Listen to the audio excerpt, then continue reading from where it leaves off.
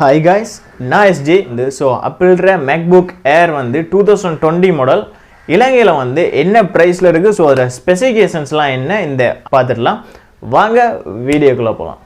So இந்த Apple MacBook Air 2020 மாடல்ற specifications என்னென்னு பார்த்துருவோம். ஸோ அவங்க அப்படி என்ன தான் கொடுத்துருக்காங்க அந்த ஹார்ட்வேரில், ஸோ அதை வந்து க்ளீன் அதை பார்த்துருவோம். ஸோ முதலாவது வந்து பார்த்தீங்கன்னா எந்த ஒரு சிஸ்டத்தை எடுத்தாலும் சரி, அதில் வந்து முக்கியமாக கவனிக்கப்பட வேண்டிய ஒரு விடயம் அதில் ப்ரொசஸர் தான். ஸோ அதில் வர சிப் வந்து ரொம்ப ஒரு இம்பார்ட்டண்டான ஒரு விஷயம். ஸோ அதுதான் எல்லாத்தோட பெர்ஃபார்மன்ஸுக்குமே ரீசன்.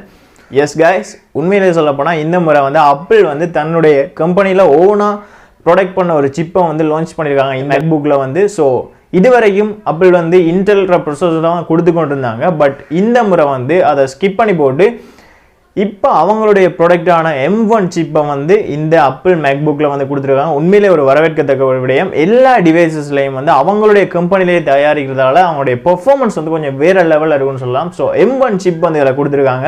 அடுத்து வந்து RAM அண்ட் பைக்கில் வந்து 8GB RAM வந்து அவைலபிளாக இருக்குது. ஸோ 8GB RAM வந்து வருது. ஸோ நீங்கள் நினைக்கலாம் இப்போ Windows OS வர லேப்டாப்ஸ்லாம் சரி, Asusஆ இருக்கலாம், HPஆ இருக்கலாம், டெல்லாக இருக்கலாம், ஸோ அதிலெல்லாம் வந்து 16GB 32GB RAM எல்லாம் கொடுக்குறாங்க. இவங்க வெறும் Apple இவ்வளோ பெரிய கம்பெனி, Apple இவ்வளோ டிமாண்டான Apple ப்ராடக்ட்ல வந்து வெறும் 8GB தான் கொடுக்கலாம்னு நீங்கள் யோசிக்கலாம்.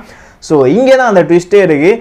நீங்கள் வந்து ஒரு HP லேப்டாப்லையோ சரி டெல்லையோ வந்து ஒரு 32GB வந்து நீங்கள் யூஸ் பண்ணுறீங்கன்னா ரம்மா, அதில் பெர்ஃபார்மன்ஸ் வந்து அந்த 32GB விட குறைவாக தான் இருக்கும். ஆனால் நீங்கள் Apple ப்ராடக்ட்டில் ஒரு 8GB ரேமில் வந்து நீங்கள் யூஸ் பண்ணுறீங்கன்னா அதில் பெர்ஃபார்மன்ஸ் வந்து 16GB லெவலுக்கு வந்து இருக்கும். ஸோ அதனால தான் இந்த மேக்புக்கோட டிமாண்ட் வந்து இந்த அளவுக்கு இருக்குது. ஸோ ரேம் அண்ட் பைக்குள்ள வந்து 8GB ரேம் வந்து வருது. ஸ்டோரேஜ் வேரியன்ட் பைக்குள்ள வந்து 256GB, அடுத்த வந்து 512GB, 256GBலையும் 512GBலையும் வந்து அவைலபிளாக இருக்குது. அடுத்து வந்து ரொம்பவே முக்கியமான ஒரு விடயம்னா டிஸ்பிளே தான். உண்மையில சொல்லப்போனால் Apple ப்ராடக்ட்ல வந்து டிஸ்பிளே வந்து சொல்லவே தேவையில்லை. ஒரு ஸ்லீவான ஒரு பஞ்சியான டிஃப்ரெண்ட் டிஸ்பிளே தான் அவங்க லான்ச் பண்ணாங்க. உண்மையிலே சொல்ல போனால் அதாவது போன முறை அதுக்கு முதல் வந்த மேக்புக்லேயும் சேம் டிஸ்பிளே தான் இந்த மேக்புக்லேயும் வருது. பட் இதில் வந்து அவங்க ஒரு சின்ன டெஸ்ட் ஒன்று வச்சிருக்காங்க. அந்த டிஸ்பிளேலாம் 13 இன்ச்சுக்கான டிஸ்பிளே வந்து வருது. இது வந்து LED டிஸ்பிளே தான் வருது. ஸோ இதுக்கு முதல் வந்த மேக்புக்லேயும் வந்து LED டிஸ்பிளே தான் வந்தது. பட் இந்த LED டிஸ்பிளேலையும் அவங்க வந்து IPS டெக்னாலஜி கொண்டு வந்திருக்காங்க. ஸோ இதுதான் உண்மையில வரவேற்கத்தக்க ஒரு விடயம். மேக்புக்ல வந்து இவங்க அந்த IPS டெக்னாலஜி வந்து கொண்டு வந்தது, அதாவது LED டிஸ்பிளேல வந்து IPS டெக்னாலஜி கொண்டு வந்தது உண்மையிலே வரவேற்கத்தக்க ஒரு விடயம். இன்னும் இந்த டிஸ்பிளே வந்து இன்னும் இம்ப்ரூவ்மெண்ட் ஆகும்ன்றதை நாங்கள் நம்பலாம். ஏன்னா நம்மளோட ஃபோன்ஸ்லாம் வந்து ஸோ அந்தளவுக்கு வந்து இம்ப்ரூவ்மெண்ட் ஆகி கொண்டு போகுது. டிஸ்பிளே வைஸாக பார்க்க போனால் ரொம்பவே டாப் லெவலுக்கு போய் கொண்டிருக்கு டிஸ்பிளே எல்லாம். ஸோ அதே மாதிரி இந்த மேக்புக்லையும் அடுத்தடுத்து இன்னும் ஒரு இம்ப்ரூவ்மெண்ட் கிடைக்கும்ன்ற நான் நம்புறேன். அடுத்தது வந்து காய்ஸ் ரொம்பவே முக்கியமான ஒரு விடயம். இது வந்து பேட்டரி. இந்த பேட்டரி கெப்பாசிட்டிலாம் மெக்கை பொறுத்த வரைக்கும் ஸோ எல்லாமே ஓகேன்னு டிக் பண்ணிட்டு போயிடலாம். இந்த பேட்டரி ஜஸ்ட் இந்த பேட்டரியை மட்டும்தான் கொஞ்சம் எங்கேயோ வெடிக்கிற மாதிரி இருக்குது. ஸோ அந்த பேட்டரி கெப்பாசிட்டி வந்து 50 வாட்ஸுக்கான ஒரு பேட்டரி வந்து வருது. ஸோ அதில் ரன் டைம் எவ்வளோ இருக்குன்னு பார்த்தீங்கன்னா ஒரு 17 to 18 ஹவர்ஸுக்குள்ளே வந்து உங்களுக்கு ஒரு ரன் டைம் நீங்கள் ஓவரால் யூஸ் பண்ணி கொண்டீங்கன்னா ஒரு 17 மணித்தியாலருந்து 18 மணித்தியாலம் வரைக்கும் அந்த பேட்டரி வந்து தாக்குப்பிடிக்கும்னு சொல்கிறாங்க. அடுத்தது வந்து இவ்வளோதையும் கொடுத்த இந்த மேக்புக்கில் வந்து வெயிட் எவ்வளோன்னு பார்த்தீங்கன்னா 1.29 கிலோகிராம் தான். அதாவது இப்போ நீங்கள் நார்மலாக ஒரு லேப் எடுத்தீங்கன்னா சரி, ஒரு விண்டோஸ் ஓஎஸ் ஒரு லேப் எடுத்தீங்கன்னாலும் சரி, ஒரு டெல்லோ இருக்கட்டும், ஒவ்வொரு லேப்பும் ஒவ்வொரு சைஸ் வேரியண்ட்டுக்கு ஏற்ற மாதிரி அதில் வெயிட் வந்து சேஞ்ச் ஆகி கொண்டிருக்கும். அதே ஒவ்வொரு பாடி டிசைனும் வந்து ஒவ்வொரு மாதிரி இருக்கும். ஸோ ஒரு ஆளுக்கு பிடிக்கிற மாதிரி இருக்கும், இன்னொன்று பிடிக்காத மாதிரி இருக்கும். ஸோ அந்தளவுக்கு வந்து அதில் பாடி வந்து அப்படி இருக்கும். அது மட்டும் இல்லாமல் அதில் வெயிட்டும் அதுக்கேற்ற மாதிரி சேஞ்ச் ஆகும்.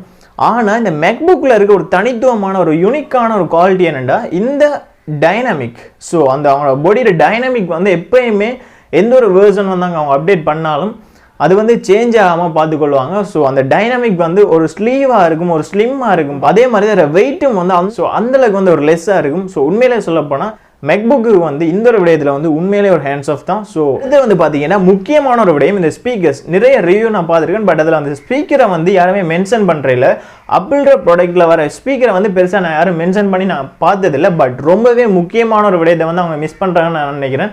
அதை எவ்வளோ ஒரு குவாலிட்டியான ஸ்பீக்கர் அதை கொடுக்குறாங்கன்னு சொல்லிட்டு அந்த யூசர்ஸுக்கு மட்டும்தான் தெரியும். இந்த Apple ப்ராடக்ட்டை யூஸ் பண்ணுற யூசர்ஸுக்கு மட்டும்தான் தெரியும். நீங்கள் ஒரு ஸ்பீக்கரில் வந்து நீங்கள் ஒரு டீட்டெயிலான ஒரு ஆடியோ வந்து உங்களால் கேட்கலாம், ஒரு டீட்டெயிலான ஒரு மியூசிக்கை வந்து உங்களால் கேட்கலாம். ஸோ நீங்கள் ஒரு இயர்ஃபோன் யூஸ் பண்ணி ஒரு மியூசிக் கேட்குறீங்கடா, அதே மியூசிக்கை நீங்கள் மேக்புக்லேயோ இல்லாட்டி Apple ப்ராடக்ட் சம்திங் எதுலையோ நீங்கள் கேட்கும்போது உண்மையிலேயே உங்களுக்கு ஒரு இயர்ஃபோனில் நீங்கள் எப்படி ஒரு சாங் டீட்டெயிலாக கேட்குறீங்களோ அதே அளவு டீட்டெயில் வந்து அந்த மியூசிக்கில் இருக்கும். ஸோ அந்த ஸ்பீக்கர்லேருந்து வர வால்யூமில் உங்களுக்கு தெரியும். ஆனால் மற்ற ப்ராடக்ட்டில் வந்து உங்களால் கம்பேர் பண்ணி பார்க்கும்போது ரெண்டுக்குமே கண்டிப்பான ஒரு டிஃப்ரெண்ட் வந்து உங்களுக்கு ஸோ நிச்சயம் தெரியும். ஸோ இதில் ஸ்பீக்கர் பைக்கில் வந்து ஸ்டெரியோ ஸ்பீக்கர் வந்து யூஸ் பண்ணியிருக்காங்க. இலங்கையில் வந்து பர்டிகுலராக அந்த மேக்புக் ஏர் 2020 மாடலோடைய ப்ரைஸ் வந்து என்ன மாதிரி இருக்குன்றதை பார்த்துடலாம். அதாவது உங்களுக்கு மார்க்கெட்டில் வந்து 2,80,000 வந்து இந்த மேக்புக் ஏர் 2020 மாடல் வந்து உங்களுக்கு அவைலபிளாக இருக்குது. 2,80,000 வந்து அதில் ஸ்டோரேஜ் வேரியண்ட்டை பொறுத்து ஸோ ப்ரைஸ் செக்மெண்ட் வந்து சேஞ்ச் ஆகும். ஸோ நீங்கள் 2,80,000 வந்து இந்த மேக்புக் ஏரை வந்து நீங்கள் பை பண்ணலாம். ஸோ ஓகே காய்ஸ், இந்த வீடியோ ஃபுல்லாக பார்த்ததுக்கு மிக்க நன்றி. இந்த வீடியோ பிடிச்சிருந்தால் லைக் பண்ணுங்கள், ஷேர் பண்ணுங்கள். இதே போன்ற அப்டேட்ஸ் உங்களுக்கு தொடர்ந்து வேணும் அந்த சேனலை சப்ஸ்கிரைப் பண்ணுங்கள். until then bye, signing off SJ.